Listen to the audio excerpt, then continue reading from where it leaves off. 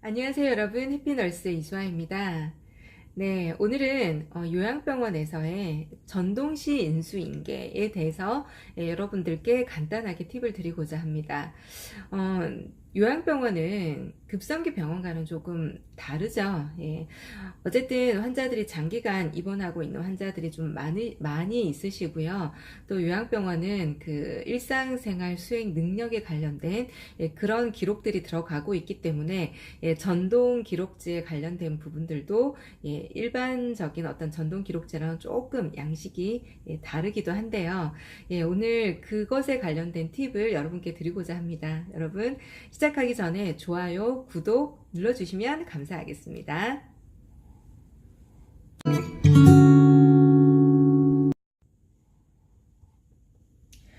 네, 요양병원에서는 그 일반 병동에 계시다가 컨디션이 좋아지시지 않으시기 시작하면서 그 중환자 병동으로 전동을 하게 되는 케이스가 있고요. 또 한 가지는 어떤 뭐 중환자 병동에 계시다가 상태가 좀 더 호전이 되시면서 일반 병동으로 전동을 하는 그러한 케이스들도 있습니다. 조금 드문 케이스긴 하지만 간헐적으로 그런 케이스들도 발생이 하고 있고요. 그리고 또 한 가지는 뭐 일반 병실에서 또 그 병실이 마음에 들지 않는다라던가 다른 어떤 뭐 개인적인 어떤 상황에 따라서 예를 들면은 재활을 하는 환자인데 재활실이 좀 더 가까운 곳으로 이동을 하고 싶다라고 해서 뭐 다른 층으로 옮기는 그런 케이스들도 발생을 하죠. 그래서 그 정도 한 세 가지 선에서 전동이 발생하고 있는 경우가 좀 있습니다. 그래서 일반 다른 병동하고는 다르게 뭐 전과를 한다라던가 그래서 뭐 전과로 인해서 다른 병동으로 입원하게 되는 그런 케이스들은 조금 드물죠. 그래서 요양병원은 뭐 똑같이 전동을 하게 되면 전동 기록지를 작성을 하게 되어 있습니다. 전동 기록지를 작성하실 때에는 일반적으로 전동 사유에 대해서 기록을 하게 되어 있죠. 전동 사유를 이제 뭐 환자가 원해서 전동을 한다라던가 어떤 환자의 어떤 컨디션에 따라서 주치에 의한 결정이라던가 이런 부분들에 대해서 체크 표시를 하게 되어 있고요. 그런 전동 기록지에 또 최근에 추가된 약물들, 뭐 특이한 케이스들이 있는 경우에는 그런 것들도 기록을 하게 되어 있습니다. 사실 지금 폼이 따로 없이 제가 이제 제 머릿속에 들어있는 것만으로 여러분께 정보를 드리고 있기는 한데요. 사실 이제 폼을 여러분께 이제 보여드리고는 싶어요. 하지만 저도 이제 개별적으로 근무하는 곳에 어떤 정보를 사실 유튜브 상으로 노출하는 것이 조금 부담스럽기도 하고요. 여지껏 여러분께 뭐 EMR이라던가 또 평가표에 대해서 간단하게 보여드렸는데 사실은 어쩌면은 그 병원의 어떤 하나의 자산이기 때문에 사실 여러분들께 공개하기가 사실 쉬운 부분은 아니라서 제가 간단하게 여러분께 설명을 드릴 거예요. 그래서 뭐 지금 준비하고 계신 선생님들은 가시게 돼서 제 영상을 한 번 더 보시게 되면 도움이 되실 거고요. 지금 계신 분들은 뭐 한 번 더 들어보시면 도움이 되시는 정도 이렇게 생각하시고 좀 더 정보에 도움이 되었으면 하는 바람으로 이 영상을 올리니까 여러분 참고하시면서 들으셨으면 좋겠어요. 그래서 최근에 투약된 약물이라던가 최근에 어떤 특이한 환자 어떤 케이스에 대해서 기록을 하게 되어 있고요. 그리고 전동을 하게 되었을 때 마지막으로 이 환자가 낙상평가라던가 욕창평가가 되었을 당시 점수가 몇 점인지 그것을 기록을 하게 되어 있습니다. 그리고 이 환자가 가지고 있는 어떤 물품들 개인적인 물품들은 좀 기록을 남겨두어야 되겠죠. 그리고 휠체어라든지 혹은 뭐 워커를 이용해서 암뷸레이션 하는 사람이 개별적으로 워커를 가지고 왔다면 워커 혹은 뭐 욕창에 어떤 위험성이 있는 환자라서 공기침대를 가지고 있다라고 한다면 공기침대에 관련된 부분들을 적게 되어 있고요. 지참약을 소지하고 있는 경우 지참약이라고 하면 셀프 메디케이션이라고 하죠. 그런 것을 소지하고 있는 경우에 그런 지참약물이 소지하고 있는지 그런 부분들 그리고 요양병원은 이제 장기간 입원하는 환자들이 많이 있으시고 또 환자분들이 기저귀를 착용하시는 분들도 많이 계시고 혹은 장기간 입원하시면서 보호자들이 매번 어떤 개인적인 물품들, 소모품이죠. 그러니까 휴지라던가 혹은 이제 위생 장갑이라던가 이런 것들을 이제 보호자분들이 그때그때 사다 주시는 분들도 계시지만 자주 오시지 못하기 때문에 병원에서 이제 주기별로 뭐 일주일에 한 번 혹은 뭐 2주에 한 번씩 구매할 때 같이 구매할 수 있게끔 뭐 되어 있는지 그런 부분들을 체킹하는 란이 있습니다. 그래서 그런 체크를 해주시면 되겠습니다. 그리고 마지막으로 인계를 주는 병동, 그리고 인계를 주는 병동의 간호사의 이름과 사인이 들어가게 되어 있습니다. 그래서 그 전동 기록지와 그리고 어떤 환자에 관련된 모든 정보를 주고 나서 마지막으로 모든 정보를 주고 받은 사람이 누구인지, 그 전동을 가게 되는 그 병동의 간호사의 이름과 사인이 들어가게 되어 있습니다. 이 사인이 들어간다라고 하는 것은 사실 어떤 책임의 소지가 있는 것이죠, 여러분. 그래서 제가 왜 전동에 관련된 차팅이라던가 이런 부분에 대해서 여러분들께 영상을 올려야겠다라고 생각을 했냐면, 사실은 그 전동에 관련된 기록을 어떻게 하는지, 전동시 인수인계를 어떻게 하는지 이 유튜브로 올려놓으신 친절한 선생님들이 많이 계셨어요. 그래서 사실 저는 따로 그것을 굳이 올릴 필요는 없겠다라고 생각을 하고 있었는데, 왜 이것을 올리게 되었냐면, 요양병원과 일반 급성기 병원이 조금 다르기도 하겠지만, 실제로 유유 선생님들이 인계를 주러 오셨을 때 누락되는 부분들이 굉장히 많이 있습니다. 그래서 유유 선생님들을 위해서 조금 따로 만들어 보는 것도 나쁘지 않겠다라고 생각을 해서 이제 올리게 되었는데요.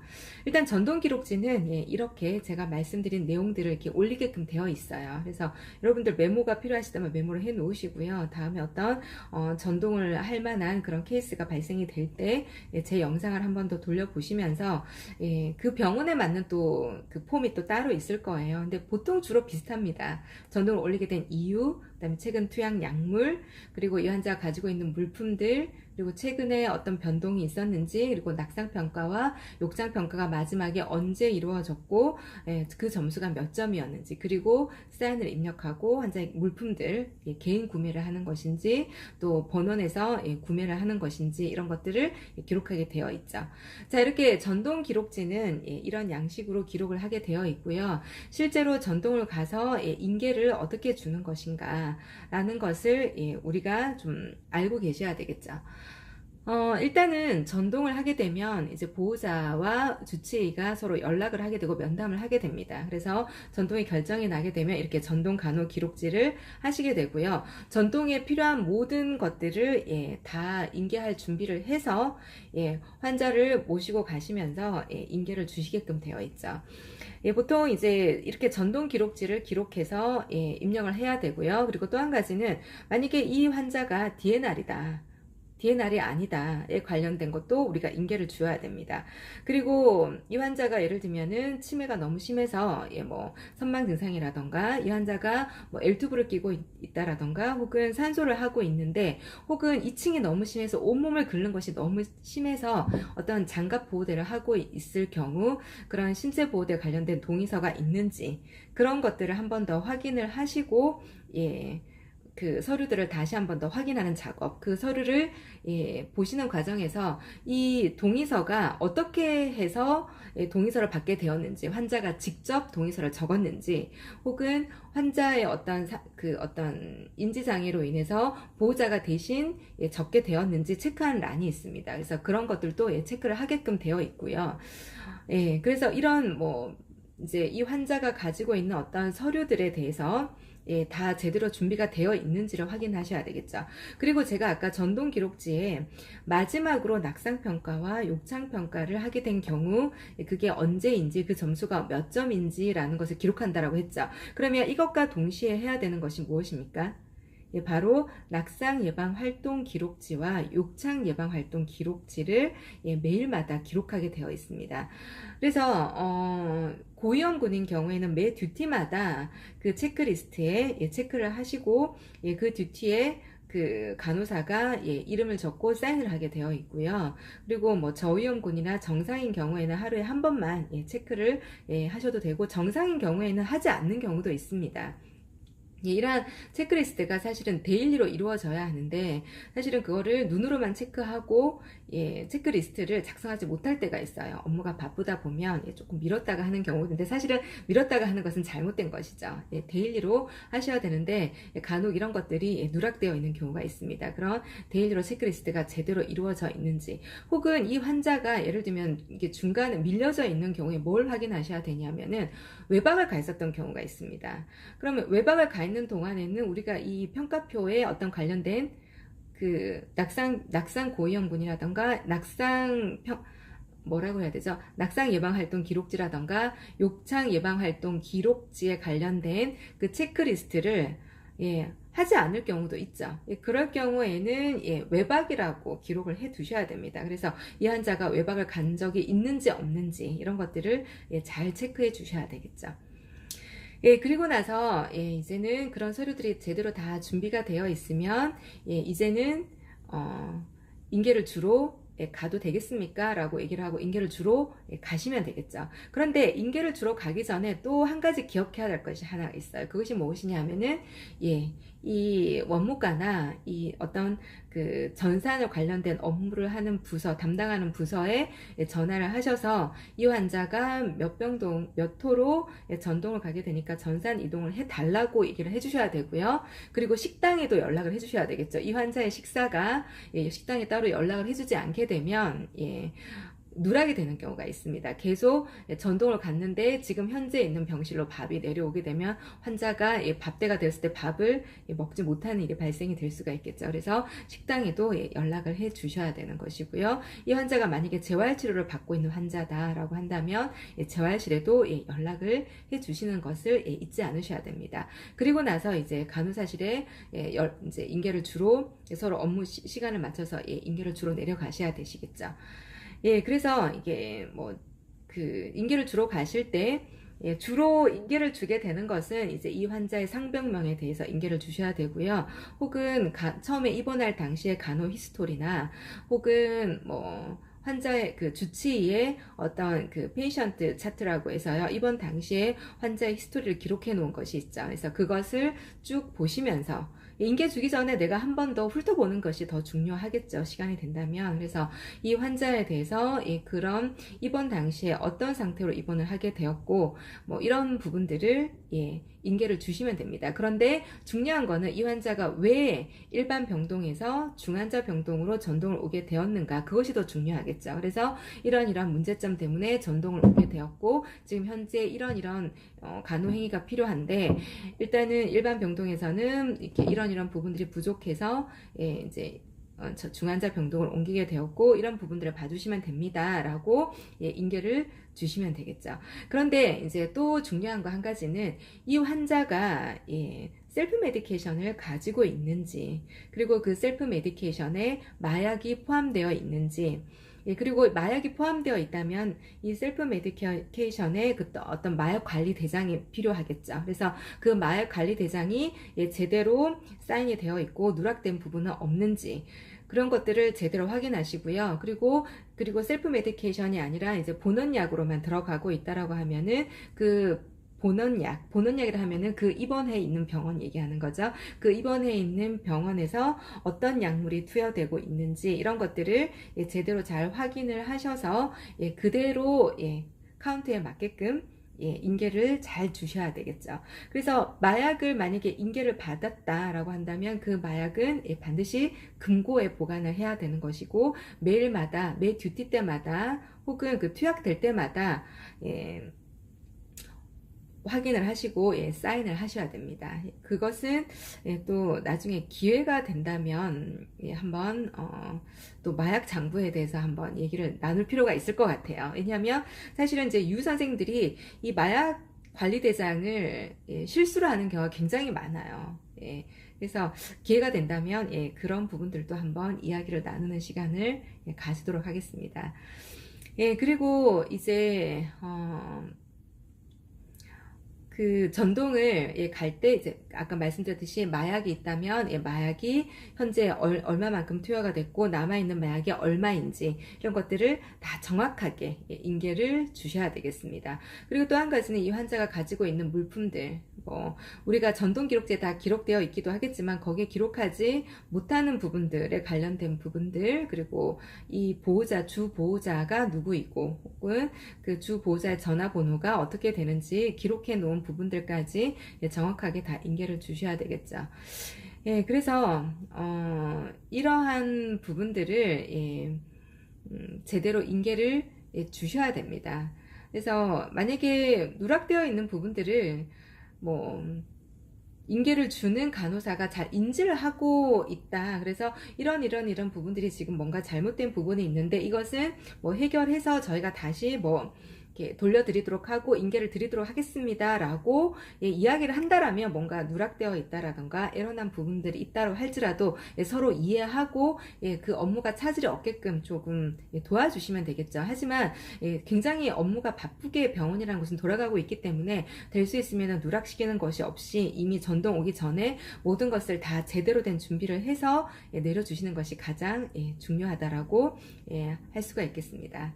그리고 전동을 받았을 때에는 전동을 받았을 때 환자의 상태에 대한 기록을 남기셔야 되겠죠. 그리고 이 환자가 가지고 왔던 약들, 그리고 셀프 메디케이션이 인계받은 거랑 제대로 되어 있는지, 혹은 이제 이런 경우도 있습니다. 이 셀프 메디케이션을 병동에서 이렇게 인계를 줬는데 실제로 이 환자가 투여되고 있는 약이랑 셀프 메디케이션을 어떤 기록을 해놓은 약이 다른 경우가 있어요. 예를 들면 주치의가 중간에 약을 DC를 했는데 그 DC된 부분에 대해서 누락을 하고 인계를 주는 경우도 있고 이러기 때문에 항상 약이 제대로 맞게 들어가고 있는 건지, 약이 뭐 인계랑 맞게끔 약이 제대로 이렇게 약국에 다 처리가 되어서 약이 빠져 있는 건지 그런 것들을 확인하는 작업을 간단하게도 거치셔야 되고요. 그리고 환자가 오게 되면 발달 사인을 체크를 하게 되죠. 그러면서 환자의 전반적인 신체 사정을 액팅 선생님한테만 맡기시면 안 되고요.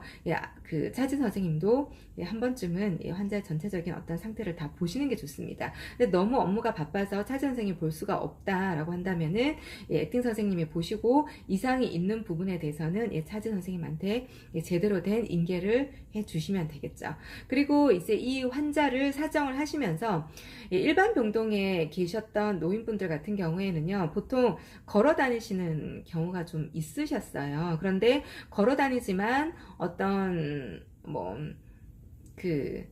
최근 3개월 이내에 낙상을 한 적이 있다라던가, 혹은 걸음걸이가 불안정해서 낙상의 위험성이 있는 사람들은 일반 병동에서는 낙상 중증도라던가 고위험군으로 잡고 있는 경우가 굉장히 많이 있죠. 그리고 움직일 수 있는 환자들이 많이 있기 때문에 욕창은 저위험군이라던가 정상군에 속하는 그런 환자들이 많이 있습니다. 하지만 일반 병동에서 그 중환자 병동으로 내려오는 경우에는 어때요?